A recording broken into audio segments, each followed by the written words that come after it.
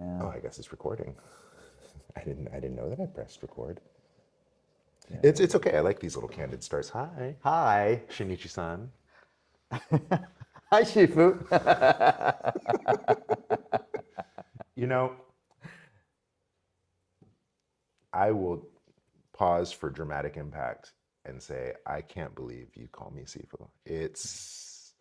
I should be calling you Sifu. Oh, It's so humbling and modest making. Yeah. I'm made modest when you call me Sifu, dude.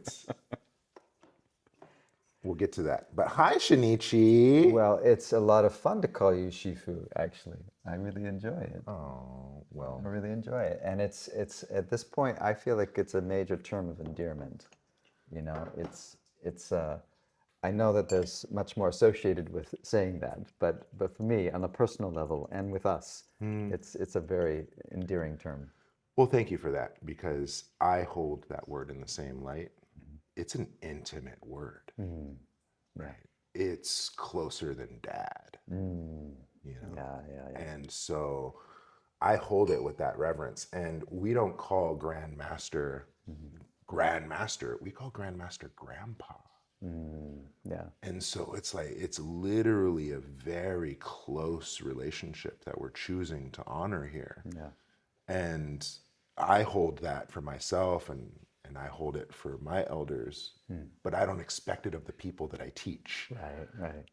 And then so when it comes back, it's precious. It's precious. Well, as is this time right now, and this tea, and this, Dark. Wow. that darkness is precious. So you're in town for just a little bit. Yeah. Yeah. So we already had the conversation a little bit, but I think it's really interesting. I think our listeners would want to know what you're doing. Okay. So yeah, just maybe a quick recap. yeah. So as a recap, I'm in town teaching this group called the Embodiment Project. Shout out Embodiment Project. Embodiment Project, and Nicole Claymoon is running that company, and that company is one that I've been peripherally associated with over some time, because at some point I invited Nikki to come in and guest teach when I was teaching at Mills College way back when. Oh, way back when. Way back when, so like 10 years ago or something like that. And then I was curating over at the Berkeley Art Museum and invited some of her dancers to do an intervention. Like I had some of these Mills students doing something really slow. They're doing something really slow. And and then her dancers come in and go, and then they're gone. Like, wow. And then, the other ones are still going slow. Yeah. Anyway, it was in the same series of curation in which I actually curated you to come in and be doing your form nice and slow and holding that space. Yeah, I have to tell that story again and again and again. That's a powerful. We're gonna get to that one too. Yeah. Okay, cool. So anyway, just to come back to Embodiment Project, so I was asked for this week. I'm teaching here for this week the company, and there's these young folks have incredibly high skill levels. Their levels are like wow. I have a little bit of that. Wow, you can do that. That's amazing. So I'm in the position of teaching something, but I'm also in the position of just wow. These are amazing people. See how he just captures what I was starting this conversation with? Sure, I'm the teacher, but I'm working with these amazing people, and it just, wow. Same conversation. Yeah. Cool. And so are you just here for a short stint? Is this an ongoing? It's a short stint, yeah. Okay. So like the second I finish teaching, I'm heading to the airport and heading back to family, and then actually moving on to I'm teaching a couple of students back home, and we're just doing a very intimate 3 days of like intense teaching, and that will be in the realm of Qigong. Heard. So, and home for you now is New York. New York, yeah. Hudson Valley, upstate New York. Okay. Yeah. Okay. Oh, okay. Awesome. Here's a random question, neither here nor there. Do you have inheritors yet? Right. Number 10, passing on the lineage. Not exactly. Yeah, not exactly. I will say that there are a number of long-term students, but I wouldn't necessarily say inheritors. And there are some long-term students who are into it for, just increasing their life value, right? And then there are some students who are like the couple that I'll be working with when I go back, that are like really dedicated. I mean, it's like a major part of their life. And so there are those two students, like some just want a little bit of expansion, want a little bit more loveliness in their life, right? And I said just, but just is like maybe too diminutive, right? That's what they want. They want to expand something in their life, but they're not necessarily going to go into the arts in this like kind of way, which we need more people doing that, right? And then there are the ones who are going to go into this kind of thing. And so far at this point, I feel like I'm still. Well, I can put it this way: I've been teaching in one form or another professionally for more than 30 years at this point. So as a teacher, I'm experienced. I have a lot of experience. But in terms of, for example, teaching qigong, right, or such, I still feel like there's. I mean, because I feel the vastness of what I need to learn, I feel like okay, I'm authorized to teach. I'm authorized to teach, but I feel like a beginner Yeah, all the time. all the time. I feel like, okay, if I have any students coming to me, then it's like, okay, I'm just a little bit further down the road than you are. Yeah. That's about it. Yeah, just You two know? steps ahead. Yeah. I say that all the time. Yeah. So it's not this, there's no sense of like whatever anyone's idea of master or mastery is. I don't feel like there's any of that in me, and people will say that. People say that, but it's like then I feel like you don't know what a master is. And maybe I don't know either exactly what a master is. Mic drop. Oh.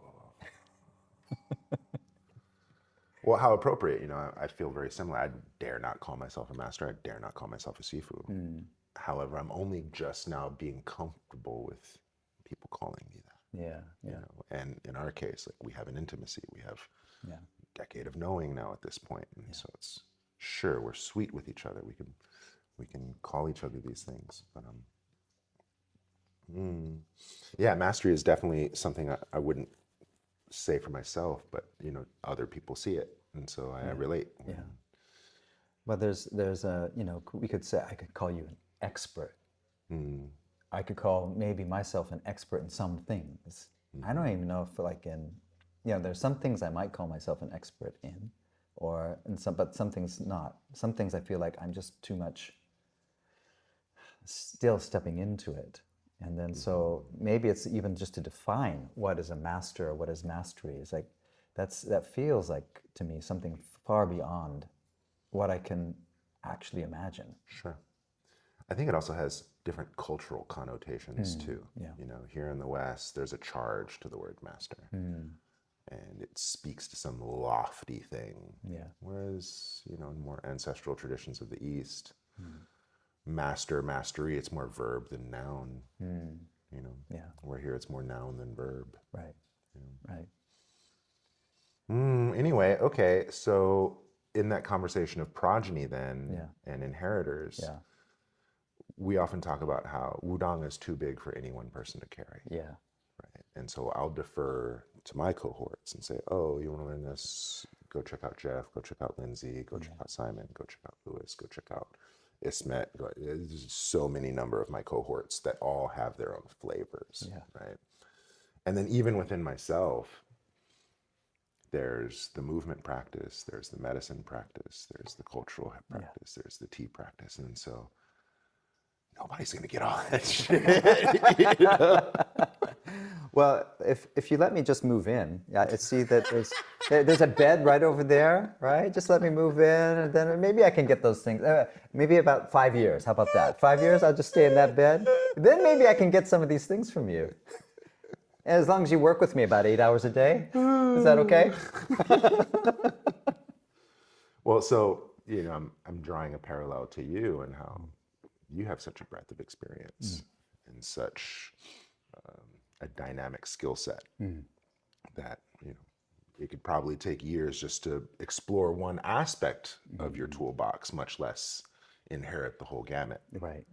And so inheritance is a funny thing, and so which is why I've kind of really focused more on principles. Yeah. You know, show up, shut up, add value. And then how are you showing up, shutting up, and adding value? And then now that's the work. And it can fit in any cup. Yeah. And so anyway. In this question of discipleship, and with you, you gave me essentially a name that translates to reverence. And I keep coming. It's a beautiful thing to be given a name, you know, that has had some thought behind it, and especially to be given a name as an adult, and then as an adult being given that name From someone younger than you.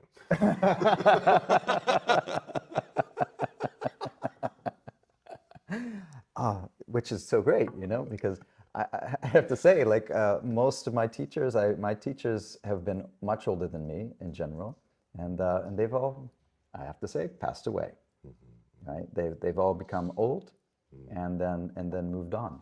It's great that you're younger than me.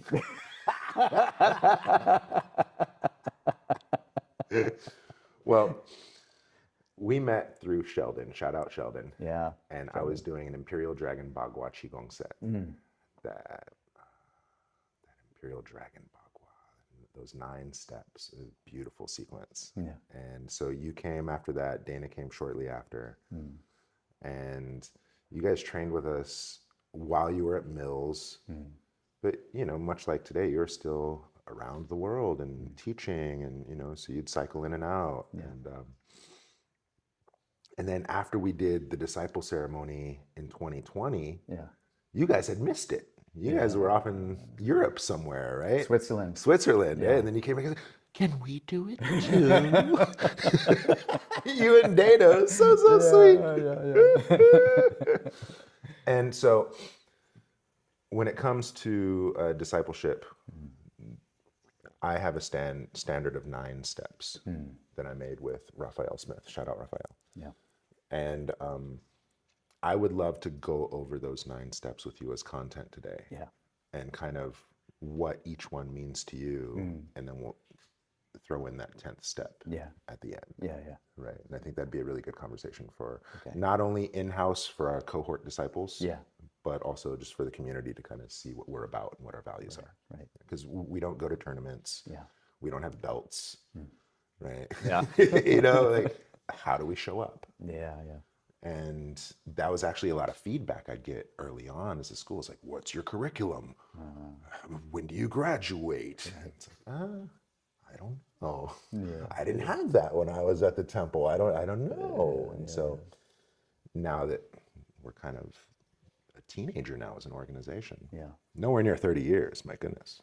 But how long has Inkboat been going on? Inkboat since 1998. How many years is that now? I graduated high school that year. Yeah, and that's less than 30 years. And I guess I've been teaching. Actually, no, 32 years now. I've been teaching, if I get it correct. Right. Yeah. And you know, I'll just say, when I started teaching, I was the junior high school. I was teaching a junior high school theater and dance program. Yeah, but it was junior high school. So, but that's my start. That's my beginning with being a teacher. But nevertheless, you know, those are. I tell you, working with teenagers is far more challenging than working with adults. So it was a great beginning in that way. Right. Good challenge. Similarly, my start was with autistic youth. Yeah. On the aggressive side. Yeah. You know, because I'm big and I know Kung Fu. So work with these kids. And that's how I got my start. And so to your point, you can work with teenagers, you can work with special ed. Yeah. You're good. Yeah. I liken it to learning how to drive on a manual transmission. Yeah. Oh, you learned how to drive manual transmission? Oh, automatic, easy. Yeah, right. Oh, regular adults, easy. Yeah. Okay, so step 1. Yeah. Go to class. Yeah. Why is that important? like that. It's one of those things. Like, how is that not important? You know, it's almost like, how can you even approach growth, development, expansion, anything without going to class? I mean, it's just like it's like trying to say, okay, you got to live. Try to do it without taking a breath in, right? It's vital. It's like you can't not do that. You can't not do that. I'm sorry for the double negative, but it's so important on so many levels. Like, okay, if you say go to class, what does that mean? Does it mean online? Does it mean live and all this sort of thing? Are you getting a kind of pre-recorded something or other? And so those are also different levels. Like you get a pre-recorded something or other, that's a good thing, right? But then if you're live and you're connected in, it's like there is a, whether it's intended in transmission or not, there is a transmission of being there in the space, and also a kind of like to be with the other students who are learning. There's that kind of sense of this community that's around you. So it's like it's our hearts need to expand. And I would say that our hearts expand more when we have that kind of heart to heart with the teacher. We have that kind of heart to heart with all the fellow students who are going on. So to show up for class is like it's beyond the prerequisite, you know. Fair enough. Yeah. Yeah, you can't get your presents unless you go to the birthday party. Yeah. You have to show up. Yeah. Okay, so yeah, show up. It's our first value too. Show up. Yeah. Shut up. Add value, right? It's like show up. It's presence. And we it's such a catchphrase in our modern mindfulness language too of be present. Yeah. Be aware. Right? It's so cliche. Like, show up. That's number one. Okay, so if you're about it, you're there. Yeah. It's plain and simple. Okay, so number two, pay tuition. Yeah. Be of contribution. Well, if I may quote you, and you're quoting somebody else, you know, you got to put some skin in the game. Yeah. Right. So it's if you're not a contributor to the thing, then you're what do you call those things that suck blood, a leech? Yeah. Vampire. you're just kind of like, you know, just pulling something out. But how do you feed back into it? The thing is, feeding back into it feeds yourself. So it's also, you could even look at it very selfishly that way. I think, like if I just take all the time, I think in my development and in my cultivation, I'm going to be lacking if I don't give back in, right? So if I'm being purely selfish, I think that as well. And then on another level, if you're not being selfish, it's also just to like these arts are being propagated, they're being shared. And to share those things, we need basic human survival things, like money to pay the rent and to get the food and all this sort of thing.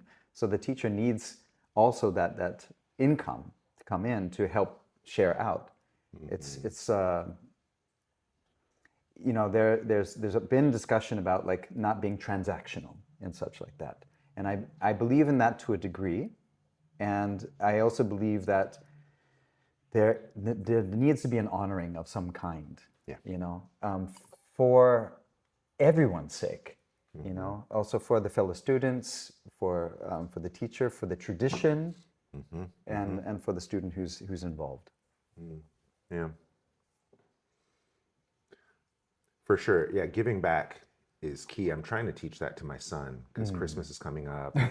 It's like he's just thinking about all the toys he's going to get. And I'm like, son, isn't it great to get? Yeah. But in order for you to get, someone has to give.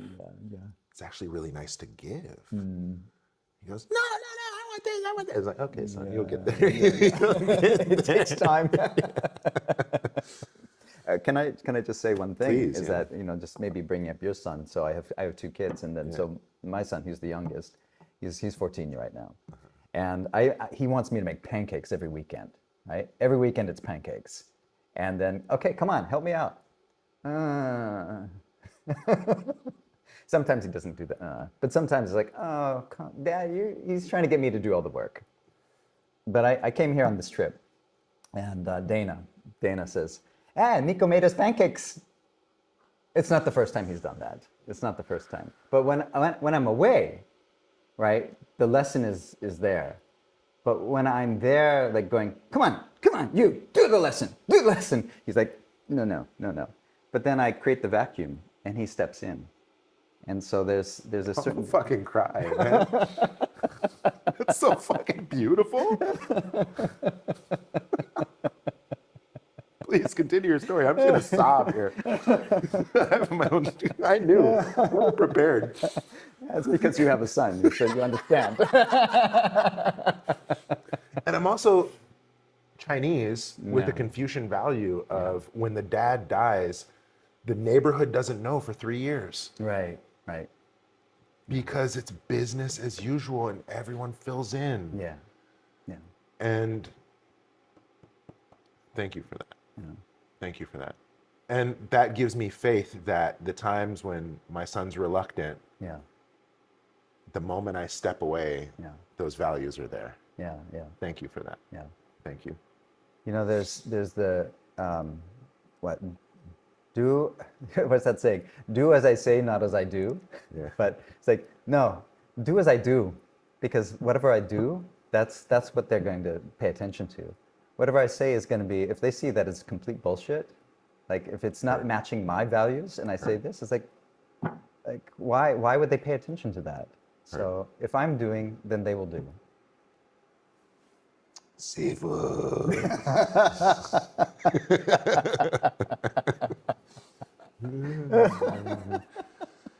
All right, so pay tuition. Step 2 was important to me because I'm not in the conversation of cultivating students. And I'm certainly not in the conversation of cultivating leeches. Yeah, I'm in the conversation of cultivating leaders. yeah, And if you're going to be a leader, there's a cost to that. And so, yeah, on a student experience, I pay tuition to be a part of this community. But on a leadership experience, I manage this overhead to maintain the community. Right. Yeah. And so I want to get into the habit of budgeting for what's valuable to me. yeah, I want to be in the habit of setting aside, so that this thing can have a life and can have legs of its own. yeah, And so, then contributing, once I'm a leader, now I know that I have to pay insurance, I have to pay electricity, I have to pay marketing, I have to pay my internet note, I have to pay, all these things. And if I want my students to have a uniform, I'm likely going to have to buy a whole bunch beforehand, and then hope that they buy it. I'm not left with a whole bunch of inventory after. It's like there's yeah, big overhead and responsibility, fiscal responsibility. Yeah. And so step 2, pay tuition. yeah, It's getting yourself in the habit of leadership responsibilities. yeah, yeah, yeah. And to understand all that goes on in the background, all these practical things of buying the uniforms, paying the electrical bills, and all that stuff, that list that you just gave, like all of that is also needs to be understood and visible to people, because otherwise it's easy to just like kind of shelter oneself and really not understand like what it costs other people to give you something. Right. Yeah. Good tea ain't cheap. Yeah. Life's too short for bad tea. To that point, I'm drinking amazing tea these days. Like Yeah. I'm busting out I was like, should I give him no, I'm gonna give him the ginseng fragrance. So I'm only drinking good teas these days. Yeah. Yeah. Thank you for sharing this tea. Oh, shut up. Step 3. This is a good one. I think this is where it really takes the student and sets them up as inheritor or candidate for inheritance. Yeah. It's if they see step 3 as opportunity as opposed to, I gotta do this. Right. And so please elude on step 3. I need a refresher on step 3. Go volunteer. Go volunteer. Yes. I thought that was going to be it, but I wanted to make sure. Show up, shut up, add value. Yeah, Right? yeah. Yeah, the go volunteer. And I have to say that for me, I feel like I haven't done enough of that. I haven't done enough of the go volunteer. Yes, I do a lot of things where I bring in community. I do a lot of things where I give something that is of value to others. I create opportunities. I do a lot of that. but like doing something as direct as like going into a soup kitchen. Dana and I have been talking about this for a long time. We've got to get into a soup kitchen, serve, and bring the kids there with us, and have that experience together. Well, sometimes life gets busy, and it's like, okay, trying to deal with all this stuff, and then it's like, "God, but we haven't done that yet." And so there are ways in which I have volunteered. One of my first Buto dance teachers, Koichi Tamano, he just died within the last month and a half. And then I was because you saw this advertisement, I was teaching in San Francisco. My teaching was so that I could raise the funds to help go towards the Tamano family to help celebrate his life. And so yes, that was a volunteer thing. I did that as a volunteer thing, and I did that for my teachers. So I do it, but I also feel like I don't quite do enough, right? And so sometimes I can also talk myself into this, like, yeah, but I've got a family. I've got to take care of my family. I've got to get the funds together for my family. I've got to take care of myself. I've got to take care of our needs, make sure we're okay. Oh, we're okay? Oh, but I need to make sure we have enough savings to, like, to future. But at the same time, it's like, where does that end, right? So where does that end? And so, like, to do this on this last Sunday, so I did, yeah, I have volunteered very recently. And I volunteered for a very specific cause and people. And when I did that, though, it was a reminder that I'm not doing that enough. It almost ties back to what you were saying with step 2 of, when you contribute to a cause, you're contributing to yourself. Yeah. Right? And so I hear you, because I'm in the same boat of take care of the family, make sure our nest egg is good, take care of myself. I'm often an afterthought after the family's needs are met. Yeah. And then much less the world at large. Yeah. Right? Yeah. And so I really love step 3, because going out into the world and having a purpose and having a service and being of contribution, again, I'm not cultivating students. Yeah. And I'm certainly not cultivating customers. Yeah. I'm cultivating leaders. Yeah. And so the people that are more senior in our community, I want them to be up to something in the world. Yeah. I want them to have a project in mind. I want them to be service oriented. I want them to have impact and touch lives. And I would love to see blessings amplify and multiply out and ripple out, as opposed to the buck stops here. Yeah. And so going out in the world and serving and developing a flavor. So I love how you're saying, oh, I did it, I need to do more. Yeah. Right. And that's a beautiful thing to have. All too often I treat people for free. I go out and do outreach for free. Free is still such a big part of my offerings. Yeah. Just because I'm not necessarily teaching people, I'm contributing to a culture. Yeah. And it takes service. Yeah. Yeah. And I feel like if I get selfish and I get me or greedy or whatever like that, like my bubble gets frail and small and mean, right? It's just this, and then it's like, here's my life. Maybe I'm at the end of my life. Here's my life. I don't really want that. I don't want that, right? And I there's so many ways in which I can say it, which it kind of comes back to, like, oh, you could say it's selfishness. Like, oh, I want to feel good when I die. I want to feel good about my life and this sort of thing. But maybe so. But it's also like, it's trite to say that that we're all connected, because we hear that a lot. But the fact is that we are ourselves organisms. We are multiple creatures within one body. And then all the rest of us, like we're also all these creatures within one kind of body. So to help somebody else is always to help myself.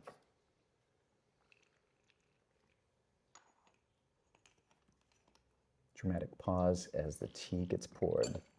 Oh, mic drop moment. Way to put a cherry on that one, step 3. Let's pause at this first third. Yeah. Because I don't know if I brought brought it up, you know, when it came time to receive you as disciple, you and Dana, and we have these 9 steps, you had already done them all. And so it was like a no-brainer. Right. You know, it's like, oh yeah, he did that. Yeah, he's done that. He's done that. He's done that. So step 4 is public speaking. Oh, yeah. Right? What are you going to talk about? Yeah. You're going to talk about your experience volunteering, what you did, how you grew, what challenged you, what surprised you, what impact you had, how the impact is lasting, right? There's so much to talk about from the volunteer experience. Yeah. So now go out and learn to share your story powerfully. Right. Right. And so public speaking, Yeah. motherfucker, you got a TED Talk. Dude. Right? Yeah. You got a couple TED Talks. No, just one. One TED Talk. Yeah. Which is enough. Okay. How many you got? How many TED Talks you got? None. Okay, so shut up. No. There's somebody out there with a TED Talk too. Somebody's listening out there, and they've got a TED Talk, and they're saying, they got 5, and they say 1 TED Talk. It's kind of like one of my teachers, Anna Halprin. You know, at some point she was 95, 96 or something like that, and she was going out to a birthday party. Some guy was turning 70, and she said, 70, big deal.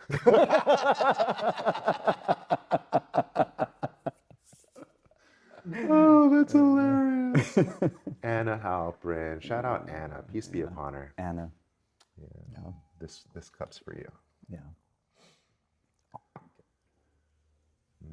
Okay, so we are on 4, right? Which is public speaking. Yeah, so the public speaking, I guess I do a lot of my speaking in the context of a workshop, you know, so it's a very limited audience. I do another kind of public speaking, I suppose, by posting things that people might read, or, you know, a newsletter or something like that. But it's not really speaking, right? And so in terms of public speaking, like in this actual speaking kind of thing, especially these days, right? We've gone so much to the medium, right? I mean, I guess right now we're doing a kind of public speaking, right? So this is a public speaking moment. So it does happen. Oh, okay, all right. So yes, I do podcasts. You know, there are podcasts, and so there's public speaking. So as I now reflect on it, it's like, yes, I do it. And the medium with which I do it confuses me sometimes, because I am not public speaking to the people that I can see. Right. Nowadays, Yeah, in this moment we're having this conversation, but we only see each other. And then it's quite a nice view. It is a nice view. It's a very nice view.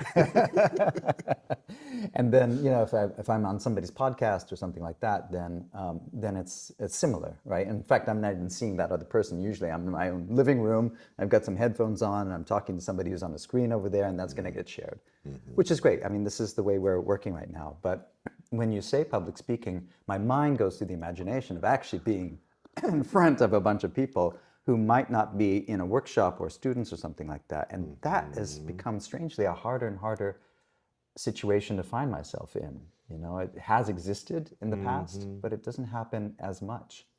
And so then I have this question of like, how do we create more of those opportunities? Because again, it's this live opportunity to have. I've noticed, like, for example, you have been invited over to Stanford, for example, to talk to a class or do something or to share something. And okay, now if I really think about it, yes, like because I do performances, right? And so sometimes after a performance is a public speaking, right? And so there's a question and answer period, and so there is that discussion. For sure. So maybe now as I talk about it, I'm doing a lot more public speaking than at first I thought I was doing when you brought it up, and yet there's like, okay, but what do we talk about, right? Oftentimes those things, when I'm talking about them, I'm honestly often talking about me, and in a way I would like the public speaking to be talking about something that's a little bit bigger than me. So that's an opportunity that I'd like to grow and expand and develop and cultivate. Well, this is juicy, and this is why I think the step 4 of public speaking is so important, because to your point, it could also show up as space holding, right? Because even in a performance, something's being communicated. Yeah. right? There's still a message delivered, Yeah. right? And there's still a message received. And so storytelling is still very much present, even amongst silent movement. Yeah. And this other idea of how telling the story, it's you're telling your experience. Yeah. And we kind of have to for authenticity's sake, Yeah. right? Yeah. However, I like this idea of sharing your story authentically in such a way that a receiver derives value for themselves, Right. or sees opportunity for themselves. Right. Right. And so when public speaking is placed such a high regard in our community, it's because I want to be able to tell my story to inspire, Yeah. not tell my story to big up myself or put myself on a pedestal or boost my ego in some way. Yeah. Right. And so how can my story be in service to? And that's going to take practice. And you're going to have to get in front of people, and you're going to have to stumble on your words, and you're going to have to count your ums and your likes and your pauses, and where are my hands when I talk, and do I fidget, and and then you start learning all these other things. Okay, well, if I want to convey a point, let me stand in this way. I'm going to shift the topics. Let me walk over here a little bit, and so now there's visual cues to highlight. No, now we're getting into the slides and broader presentations of storytelling. And at any rate, that experience is really important, because in the conversation of student versus leader, if you're a leader, you're going to have to get up and talk. Yeah. Yeah. If you're a Absolutely. student, you may never have that opportunity. Yeah. But as a teacher, yes, get up and tell your story. Yeah. Powerfully. Yeah. Yeah. And so long ago, you had recommended that all of us who were in this discipleship relationship to you go to Toastmasters, Yes. or and whether it's Toastmasters or anything else that's a training for that. Yeah. It's really necessary. I got my training because I was on the speech and debate team in high school. Boom. And then I was on the speech. I was on the speech and debate team in university as well. And I got to say, when I was, let's say, a junior, I think I was a junior in high school before I started the speech and debate, and even when I first started, I don't want to mess up the microphone, but like as I would talk, I'd be pausing, and I'd be literally wrenching this kind of thing out. It was not naturally suited to me, right? It was like terrible. It was terrible for me to speak in front of other people, even my classmates or other people I know. It was awful, and terrifying, and shut me down in such a big way. So I had to like get through it. It's like, why did I choose to be on the speech and debate team when I'm such with talking? But it takes, because whatever somebody's natural abilities are, like some people are like naturally like kaboom, right? I'm an extrovert. That's my son. Yeah. But that wasn't me. I was naturally an introvert, right? But I had to have some training to take that introvert into a place where I can relate to larger groups of people and not shut down. Right. And so that would be my recommendation for anybody is like get training, and do it in a safe space, which is not and not a bunch of people who are going to boo you. Yeah. Safe spaces for myself. Like you, I was trained in college. I did public speech, mass communications. So I took speech classes. And I had to give video recorded impromptu conversations that were then judged and critiqued. Right. And so I got all that training. And if not a Toastmasters, community college, join a public speech or a speech class, or even improv, and getting in front of and, having to come up with something on the spot and be witty and powerful and engaging. I think it's powerful training to get. And as a powerful speaker, as a powerful community leader, you want to have that skill. Yeah, for sure. Okay. So then we're at step 5 now. Get published. Right. Yeah. And this is, well, what are you going to write about? Well, write about what you talked about. Right. So you literally could be as easy as transcribing a speech or transcribing a class and getting it published. And publishing is important because immediately you have authority. Right. Immediately, you have some say in the matter. Yeah.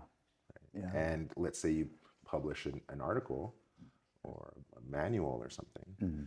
Now I have a means to go and tour Yeah. and present this material. Yeah. And so getting published, it's like a really big step to being a legitimate teacher of art. Yeah. Right? Yeah. You're published? I am published. Of course. Yeah.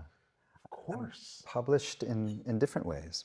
Mm-hmm. I've had, of course, I've had some articles or writings that have appeared in books, but it's in the dance field, right? Mm-hmm. So in Buto dance, I've written a chapter that appears in this. I've had chapters even written about me in different other books. So in that kind of world, I'm published in the performing arts world. Mm-hmm. In the Qigong or the Yang Shinggong or the internal arts or any of that, no, I'm not published. And also, I'm not feeling ready to be published yet. I feel like this is what I feel. It's like challenge that, but go ahead. Yeah, maybe this is what I feel, is that I'm at this place right now, and I feel like I'm on this particular kind of cusp, so that when we first learn anything, and as we're starting to learn, we become kind of almost carbon copies of our teachers, right? Absolutely. I teach it the way my teacher taught it to me, right? Mm-hmm. And so in that kind of way, for publishing, I don't feel like I just want to regurgitate what my teachers told me. Yeah, right? I don't think there's much value in that, because then I become a diminished version of what I received. And so for me, I'm at this point of like, maybe it's an ongoing point, but I'm feeling this point in any case of having a little bit of a digestion time and working this material and finding my own voice in it. And I think that takes time, to really kind of find one's own voice in that regard. Fair enough.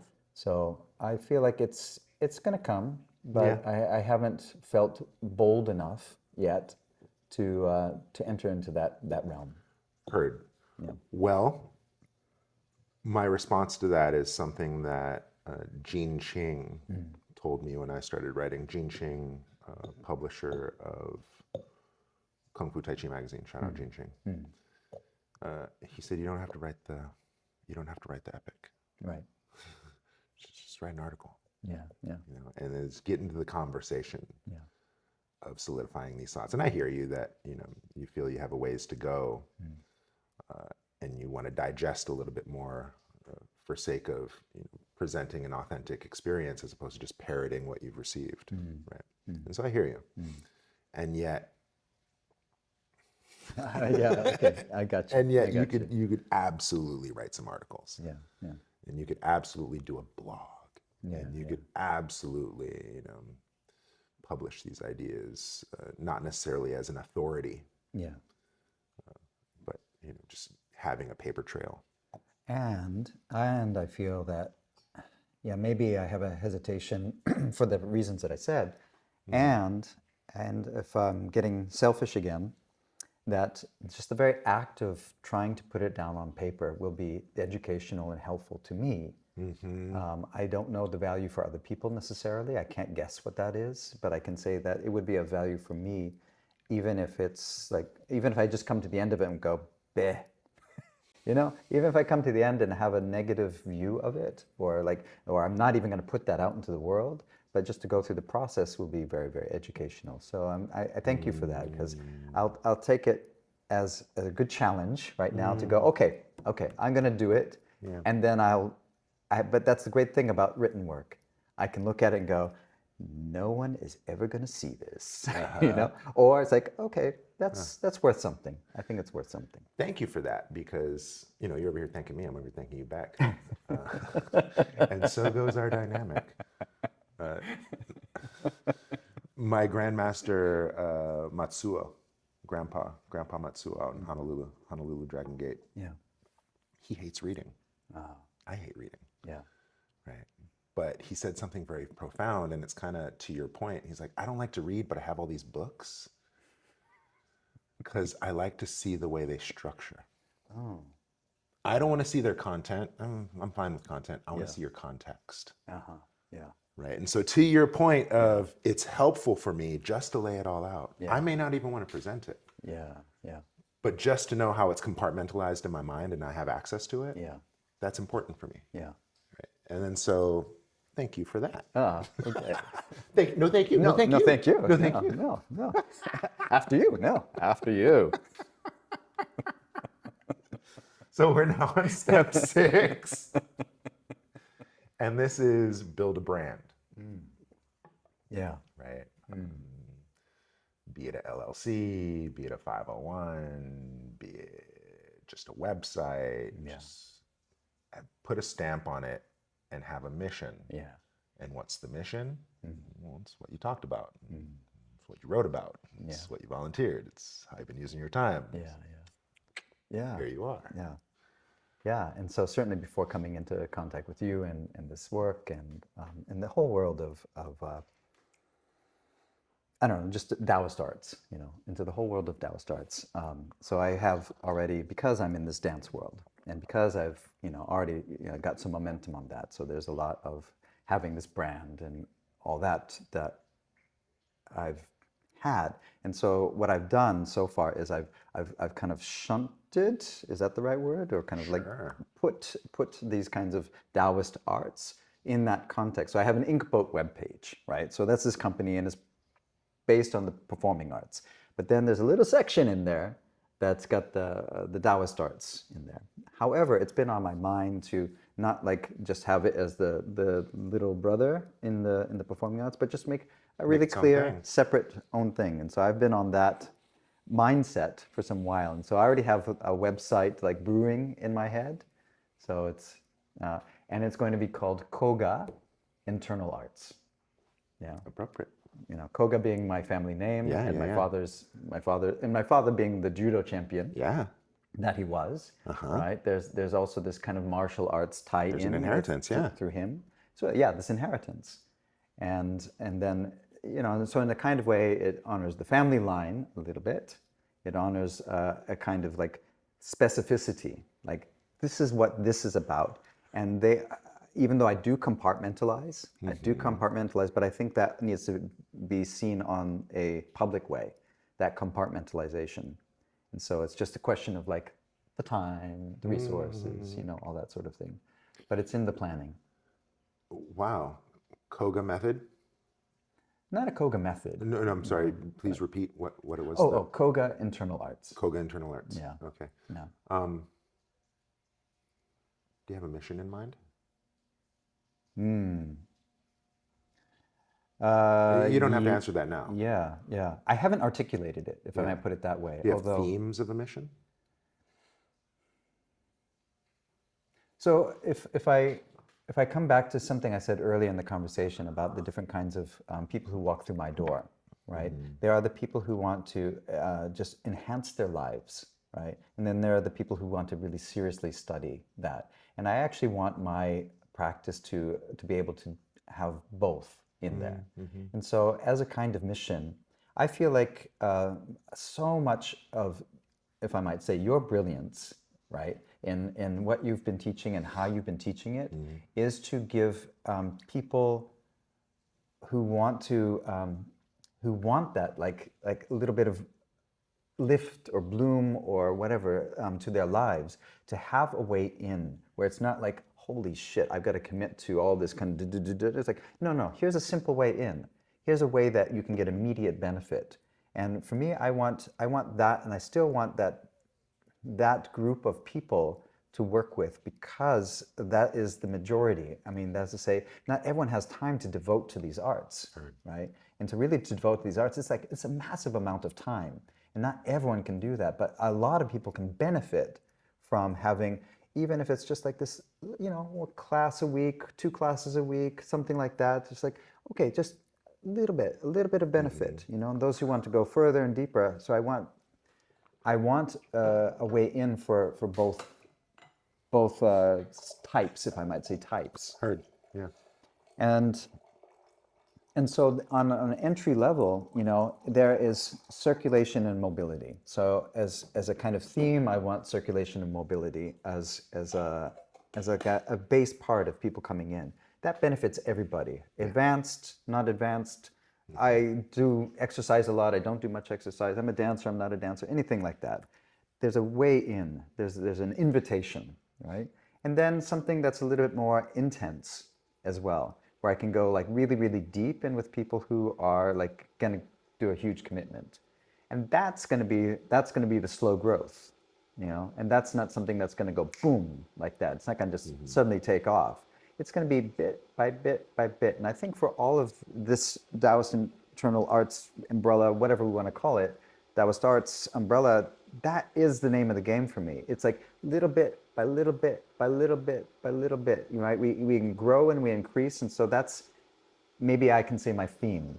Like, I'm not going to take a workshop in this stuff and say like, got it, I got the form, I'm set, right? No, the form is just the way to begin practice. So We say that in Chinese medicine. Oh, you're licensed. Now you can start. right, yeah. Now you can start learning medicine. Yeah. When I got my Shodan in Aikido, I was reminded that's what Shodan means. Your first degree black belt. When I got that was like, oh, now you can begin your practice. Yep.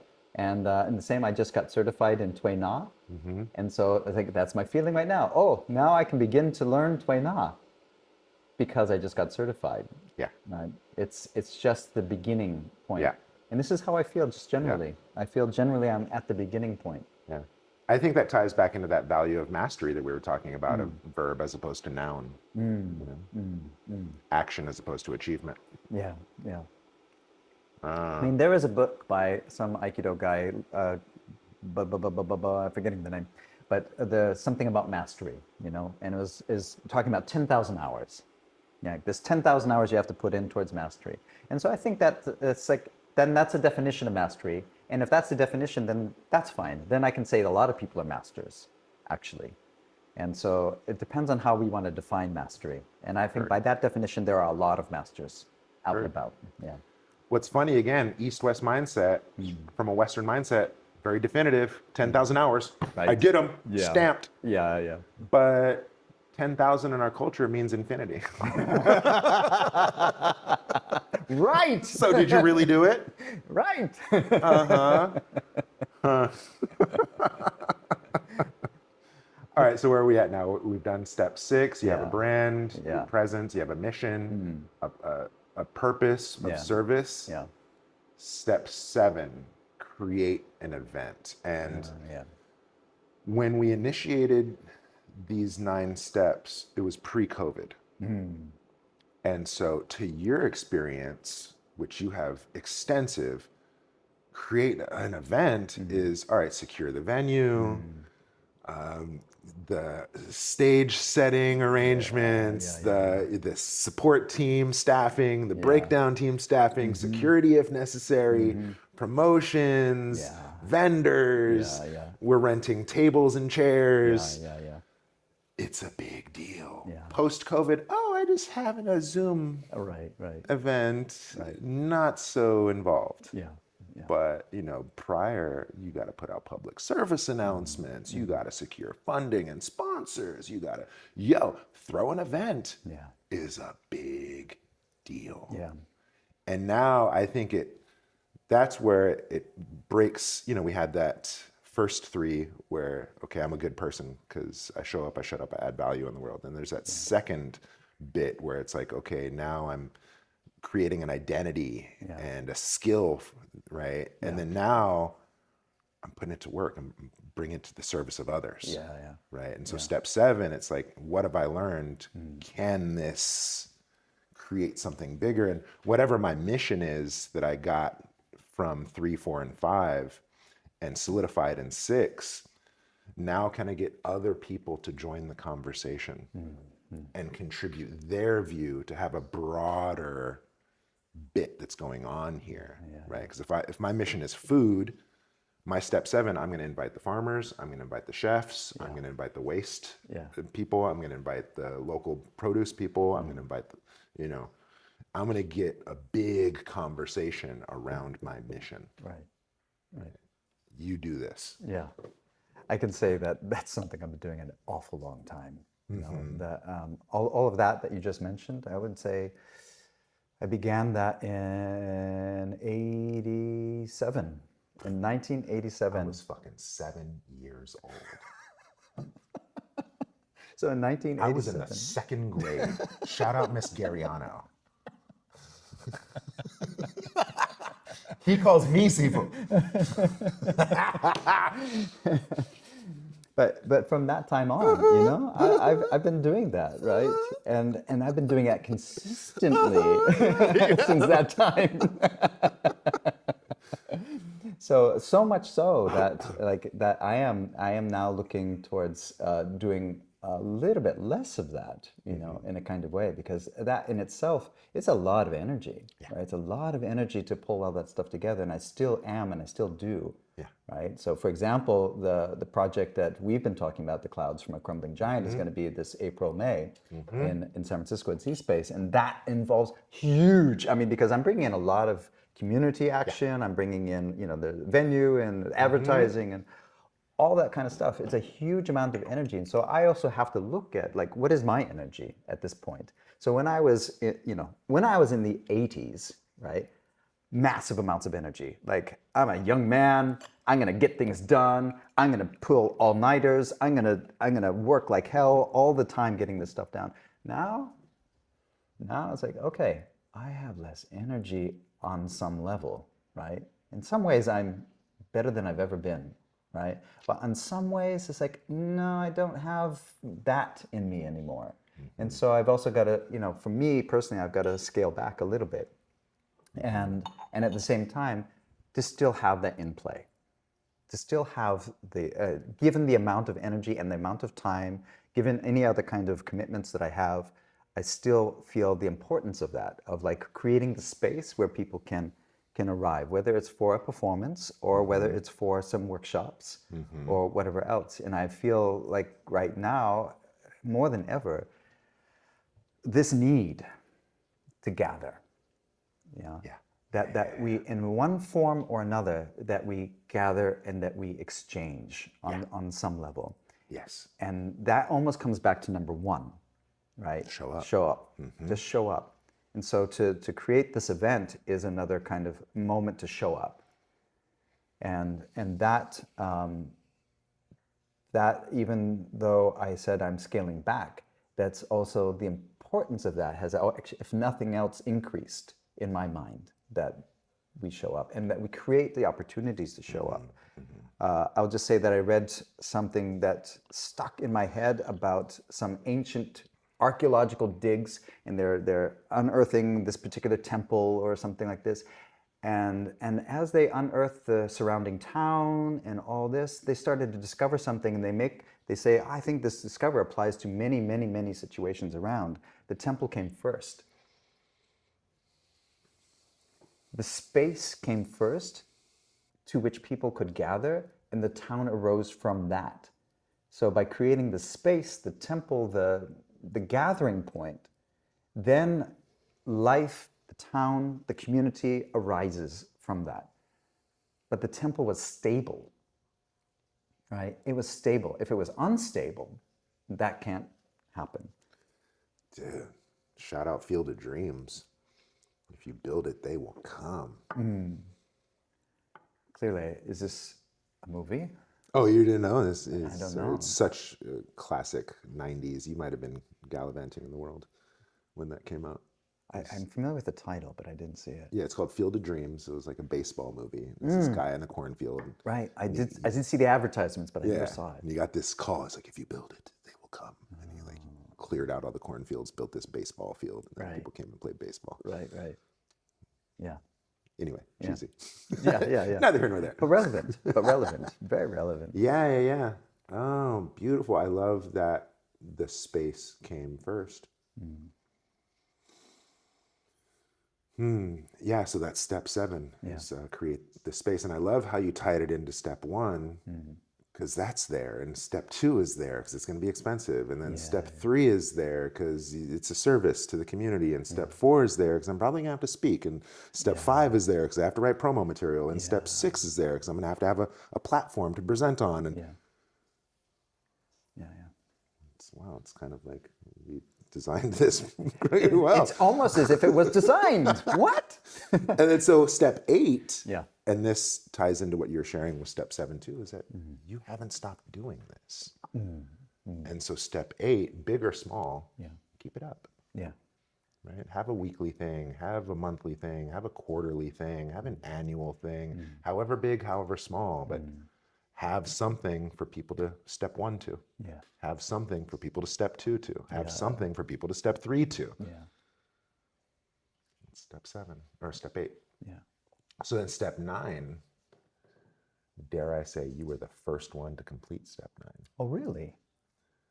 To circle back to where we started about how that Berkeley museum thing, you invited me to come present. Yeah. I've invited you to come present, and I've invited you to come teach. Both. And you've invited me as a kind of, I don't want to say contractor, but a consultant of sorts, right? For clouds. Yeah. Yeah, you've had me come teach at Mills. You've had me come perform in Berkeley. You've had me contribute to a project and consult, and even paid me for it.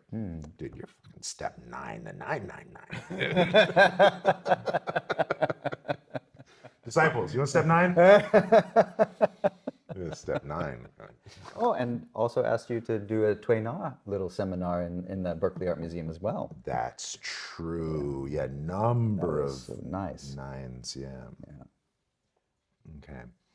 Thank you, Berkeley Art Museum, also for being the host for these things. It's like they've been such great supporters despite difficulties that everyone faces. Everyone faces these days of being able to support other people to do things. Yeah. Like, and then that's the venue, right? Well, that first time you had me come to Berkeley, and you invited me to do whatever, just be a living art piece. Yeah. And I ended up just doing a little bit of standing meditation, but I pretty much just did, I just stood there. Yeah. For several hours. Yeah. It was a long time. It was a long time. And then people tried to tap on my shoulder. Like, you came a couple times, my wife came a couple times, security came a couple times. Yeah. Finally, the fucking lights went off. Yeah. I was like, oh shit, it's time to go. I was so in the zone. Yeah. And I have this memory of like you're there, and then the security and the museum people are saying, how do we get him to stop? And then so, okay. And I go there, but you're so deep into it, I don't just want to barge in and go, hey, or something like this. So I'm there, and I made eye contact with you. And I kind of give you the eye, like, all right. And you gave me the eye back. You went, yeah. And I think you took it as like, yeah, keep going. This is great.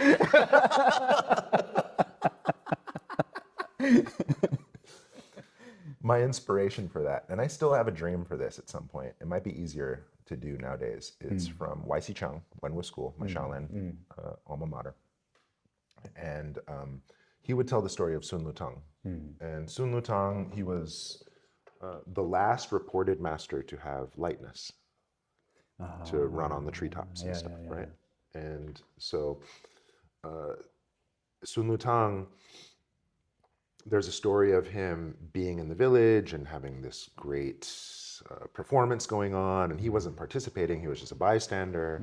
So he's in the crowd, just, watching, seeing the performers, and then the MC notices Sun Lutang, and he goes, oh, everyone, we have Sun Lutang here, the great martial master. These guys are poor performers. Sun Lutang, please grace us, come to the stage, give us a performance. And he's like, no, modest, no. And then by now, the whole crowd is like, Sun Lutang, come on. And so finally, pressure, he gives in, he gets up there and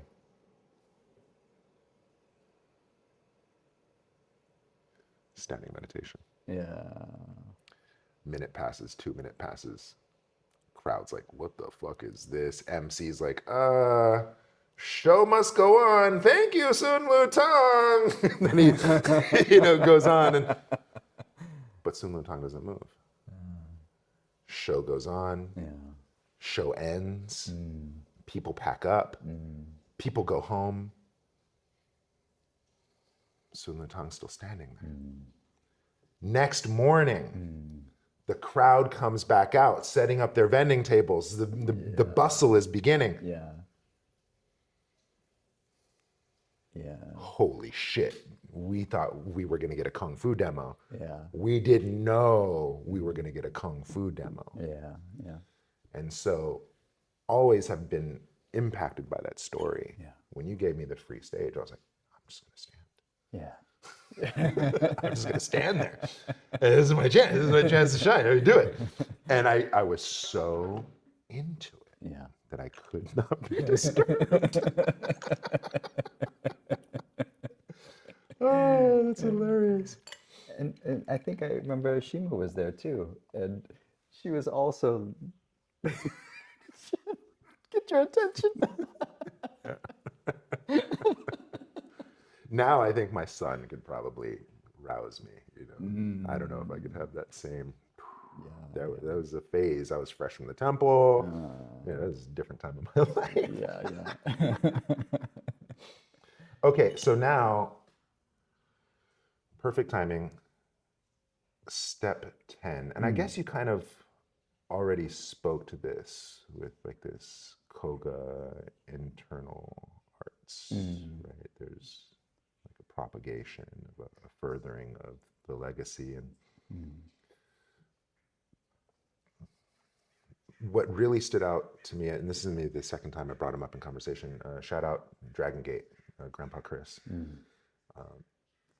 Grandpa Chris is the head, and then there's a Ray Carbolito, and then there's a Matt Chamberlain, and then Matt has somebody, right? And then there's also that Bruce Chu, which is me, right?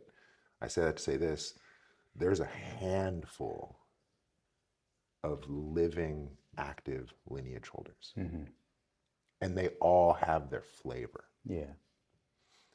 Versus too many of them that we can count. The matriarch passes, and there's no clear inheritor, Right. and everything dissolves. Right. Happens so much, far too much. Yeah.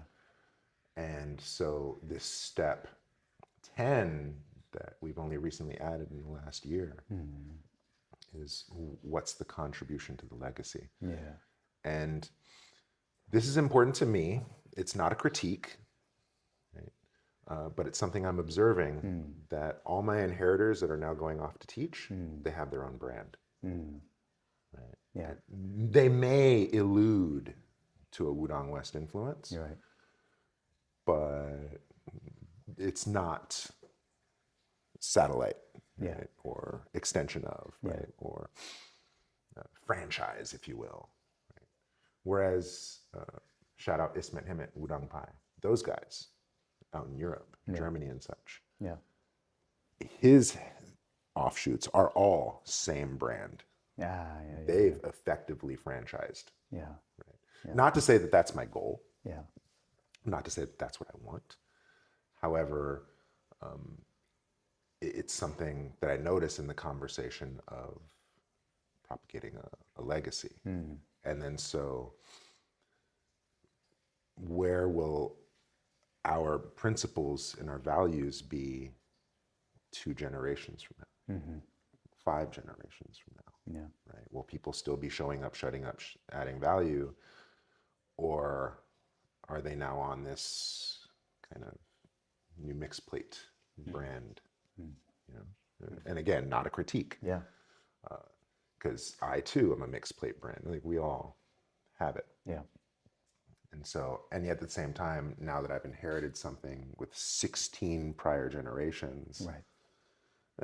It's important to me to see it at least go forward from me. Yeah. You know, I don't know where I'm going because these are all still fresh thoughts that Yeah. we're still playing with. Yeah. But what comes up for you? I'm curious.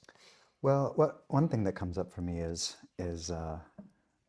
the slow way, Mm-hmm. right?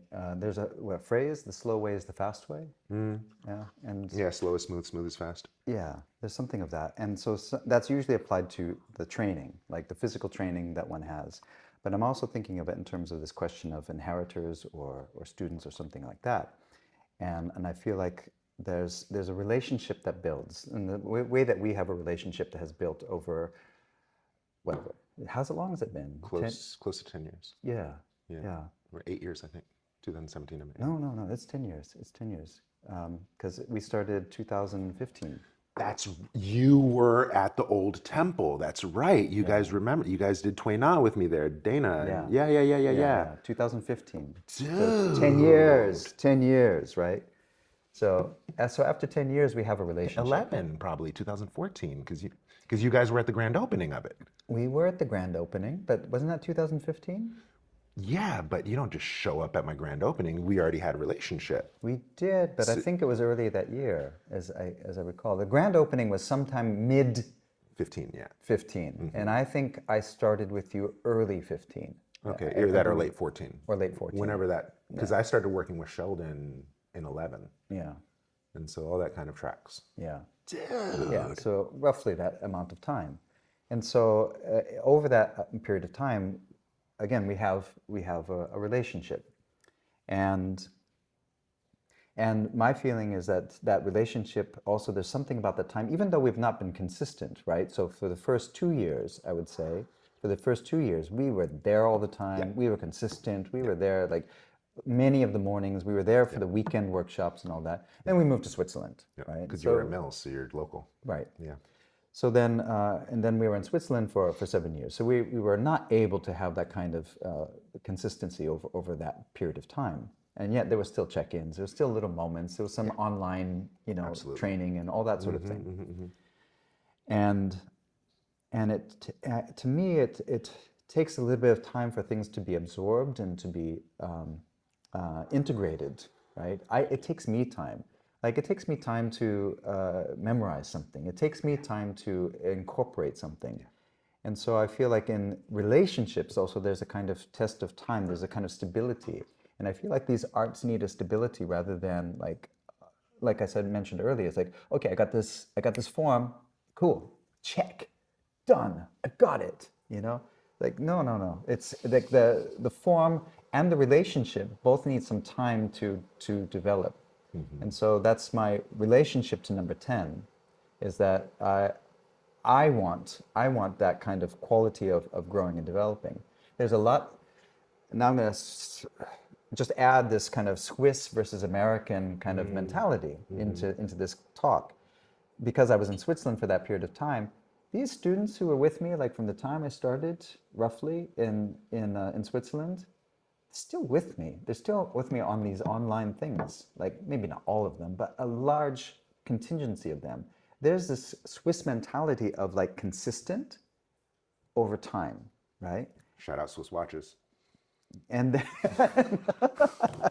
but and America's a little bit more like flash in the pan, right? Yeah. If I overgeneralize, and it's obviously not true for all people, but there's that generalization. And so what I would like to cultivate in this country, in the United States, are the people who have a little bit of, at least maybe they haven't that in their cultural DNA, but maybe they have the desire for it, that desire to like stay with it and keep developing and not try to make fast changes, but to like really grow it, because then those slow growths really cement something in there. It really becomes part of the being rather than another trophy of some kind, right? So I'm not interested in any kind of, not that I ever really encounter what I might call trophy hunters.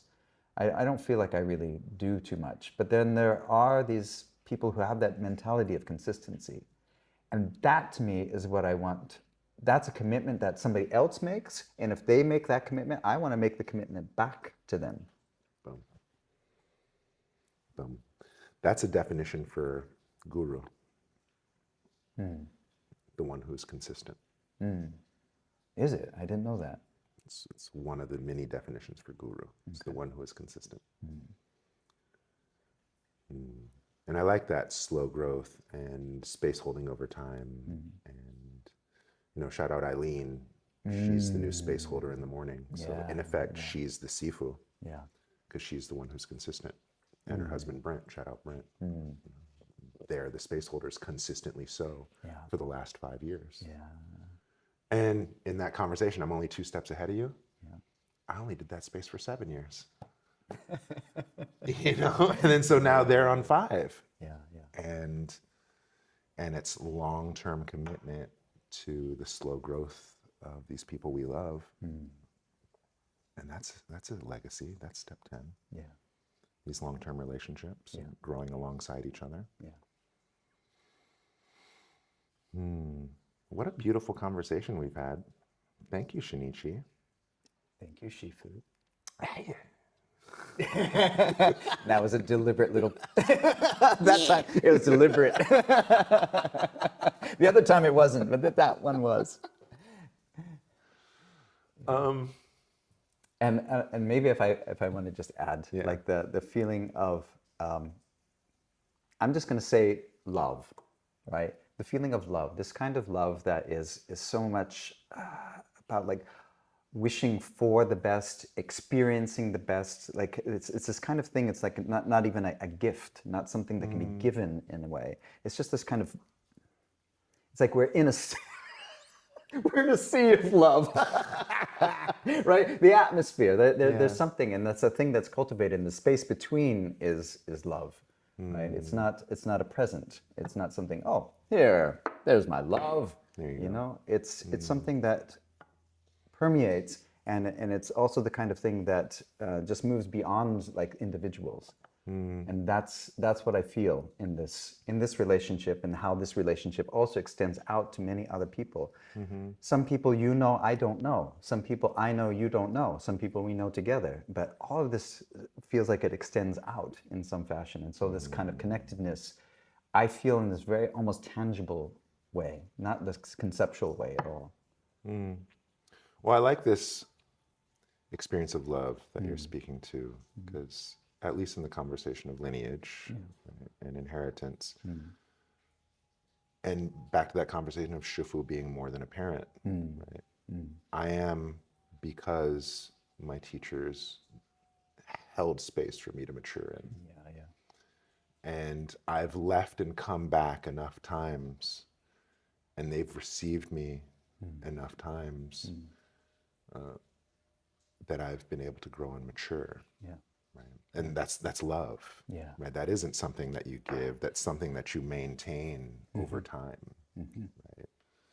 And so in the terms of legacy, Bruce Chu, shout out Bruce Chu, my first teacher, I was a knucklehead. And he held space for me to grow through that. And then shout out YC Chang. He gave me space to cultivate a foundation. And then shout out Yuan Shugang, my Shifu in Wudang. He gave me 5 years where I didn't have to pay tuition.